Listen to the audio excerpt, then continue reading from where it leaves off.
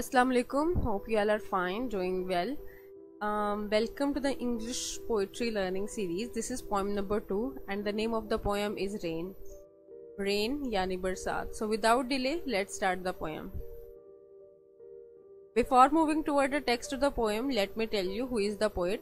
Here the poet is William Henry Davies, born on 3rd July 1871 and died on 26th September 1914. He was the poet as well as an autobiographer. Where he was born in Monmouthshire, Wales, means he was a UK originated poet.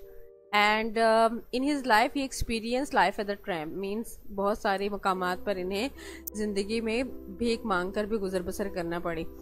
अगर हम बात करें इनकी literary style की, तो इनकी literary style में realism का एलिमेंट बहुत ज़्यादा है, डायरेक्टनेस है और सिंपलिसिटी है. सो ये वो वाली क्वालिटीज़ हैं जिसकी वजह से W.H. डेविस की पोइट्री जो है वो इंटरेस्ट है, मीन्स इनके लिटरेरी स्टाइल में ये चीज़ें ज़्यादा पाई जाती हैं. So let's start the poem. This is the very first stanza of the poem where the poet is saying, I hear the leaves drinking rain, I hear the rich leaves on the top, giving the poor beneath drop after drop. यहाँ पे poet कह रहे हैं कि उनको सुनाई दे रही है कि पत्ते पानी पी रहे हैं और ऊपर वाले पत्ते जो हैं वो they are drinking rain as well as transferring rain drop by drop to the lower part of the plant.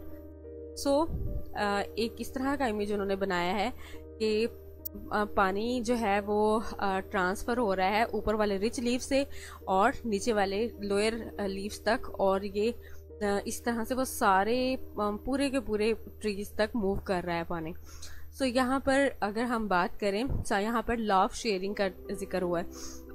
Law of sharing क्या है, we will discuss it later. यहाँ तक के पहले हम स्टैंडर्ड्स को कंप्लीट कर लें. So next the poet is saying, this a sweet noise to hear These green leaves drinking near.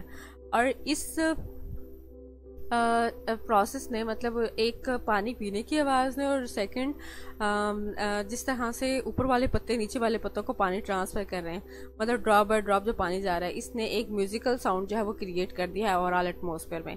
So law of sharing का यहाँ पर जिक्र है. लॉ ऑफ शेयरिंग क्या है? लॉ ऑफ शेयरिंग बेसिकली इस चीज़ को एडवोकेट करता है कि अगर अल्लाह ताला ने आपको बाकी लोगों की निस्बत बेहतर चीज़ों से नवाजा है, सो तो it's your responsibility as well to share your assets, your precious things with the people, other people as well.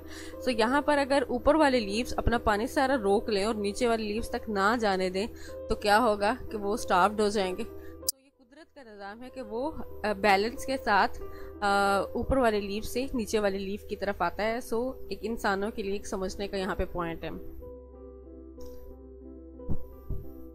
Second stanza. पहले स्टैंजा में लॉ ऑफ शेयरिंग का जिक्र था.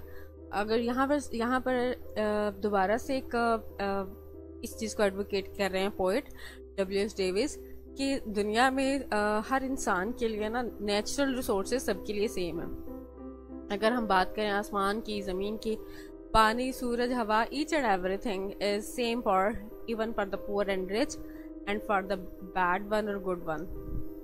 So हर इंसान के लिए ये सारी चीज़ें अवेलेबल हैं. और basically in other words poet wants to say कि अल्लाह ताला ने हर बंदे को बहुत ज़्यादा सलाहियतों से नवाजा है, लेकिन ये इंसान के अपने ऊपर डिपेंड करता है कि वो उसमें से कितने % यूज़ करता है या नहीं करता. So what the poet is saying? Poet is saying, and when the sun comes out, अब जो है सूरज जो है वो निकल आता है, after the rain shall stop, जब बारिश जो है वो रुक जाती है, a wondrous light will fill. यहाँ पर एक कौन सी रोशनी निकलेगी? एक बहुत ही ब्राइट लाइट निकलेगी, that will fill each dark round drop, जो कि हर डार्क एरिया को जो है वो अपनी ब्राइटनेस से कवर कर देगी. I hope the sun shines bright, this will be a lovely sight. So ये उम्मीद करते हैं कि सूरज इसी तरह से शाइनली ब्राइटली चमकता रहेगा और ये बहुत ही लवली साइट होगा. एक और चीज़ जो कि यूरोपियन कल्चर में हमारी निस्बत डिफरेंस है वो ये कि वहाँ पर सन का इमेज, ब्राइट डे का इमेज बहुत पॉजिटिव इमेज में यूज़ होता है, मतलब हैप्पियर इमेज. जिस तरह यहाँ पर हमारे यहाँ बारिश का इमेज यूज़ होता है. क्यों? क्योंकि वहाँ पर वो ज़्यादातर नहीं निकलता. So no doubt climate change की वजह से अब तो ज़ाहिर है वहाँ पर भी टेम्परेचर बहुत ज़्यादा हो गया, लेकिन ये 90s में पोएम लिखी गई है तो उनके फैसिनेशन ब्राइट लाइट के लिए और सनी डे के लिए genuine है. So this was the whole poem, a very short poem that was consisted of only 2 stanza, but short but meaningful poem.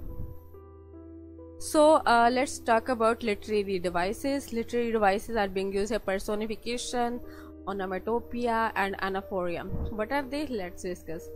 Personification किसे कहते हैं? Personification means to give the quality of the living organism to the non-living objects.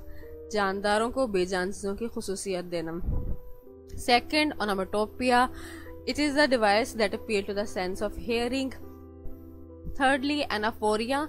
Anaphoria basically is a technique in which the beginning of the 2 lines starts with the same words. So let's talk about the example so that we can get a better idea out of it. Personification. The leaves drinking water. पानी पीने की, पानी पत्तों का पानी पीना. So drinking water is the quality of the living organism, means specifically human के साथ associate होती है, बाकी living organism के साथ होती है. तो यहाँ पर वो वाली मतलब plants they absorb the water. So यहाँ पर जो जिस तरह से उसको बयान किया गया, this is an example of personification. And second, wondrous light will fill. अब यहाँ पर फिल करना अगेन द ह्यूमन क्वालिटी, मतलब किसी चीज को फिल करना, रिफिल करना, लेकिन वॉन्डरस लाइट के लिए ये वाला इमेज यूज किया गया है. This is again example of the personification. Next is onomatopoeia. Onomatopoeia that appeal to the sense of hearing. I hear the leaves drinking water. Poet को पानी पीने की, पत्तों के पानी पीने की आवाज आ रही है. So this is onomatopoeia.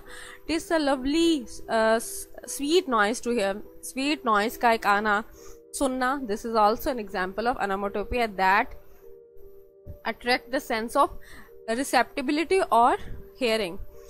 And lastly, anaphoria, same words के through किसी 2 lines का start करना, जो कि एक musical touch के लिए एक poem को देता है. So let's talk about rhyme scheme. What is the rhyme scheme being used here? A, B, C, B, D, D. So this is the rhyme scheme that is used. How? Let's discuss it. अगर हम पहली line को देखें, here there is a rain and then top, beneath. तीनों words different है. So here rhyme scheme is A, B and C. लेकिन अगर हम बात करें 4th line की, here the ending of the 4th line ends with drop, which is same, which is a rhyme scheme with 2nd line. So here rhyme scheme will be B and B, B and B. मतलब 4th line में क्या होंगे? Same होंगे. और similarly अगर हम बात करें 4th and 5th लाइन की, तो यहाँ पर जो है एंडिंग हेयर और नेयर, ये अगेन राइम स्कीम है. तो यहाँ पर राइम स्कीम क्या होगी? A, B, C, B, D, D. Same यहाँ पर भी फॉलो होता है. आउट, स्टॉप, फिल, तीनों डिफरेंट है. A, B, C and then drop. Stop and drop same है तो B, B. And then bright and side same है तो it means D, D. So this is the rhyme scheme that is being followed. No doubt this is a short poem, but it is well structured. So last में I would like to discuss the quote that is based on the law of the sharing. What is it says? The law of the nature is that sharing lead to an increase. That sharing results in a decrease is what we think. मतलब ये हमारी सोच. We have to decide whether to trust a nature or an understanding. This sole decision itself will decide the course of our life. मतलब जैसे हम सोचेंगे उसी तरह हमारे साथ होगा. So it's better कि हम वैसे नेचुरली तो हम कॉमनली अगर कॉमन बात की जाए तो हम इंसान तो हमारी तो ये अंडरस्टैंडिंग है ना कि अगर हम चीज़ों को डिवाइड करेंगे वो कम हो जाएंगे. लेकिन नेचर का असूल ये है कि अगर हम चीज़ों को पर्पसफुली मीनिंगफुली अगर हम उसको डिवाइड करेंगे, यानी कि तो उससे क्या होगा? उससे चीज़ों का इंक्रीज होगा, वो इम्प्रूव हो जाएंगी. ना सिर्फ हम इस दुनिया में मिलेंगी इम्प्रूव हो गए, बल्कि इसके बाद भी हमें मिलती रहेंगी. So we can say that sharing is always caring. As you sow so shall reap. The more we give, the more we have. So I think you have understood the whole poem. That was all about the poem. If you like the video, don't forget to like, comment and subscribe. That's all for today. Thanks for watching.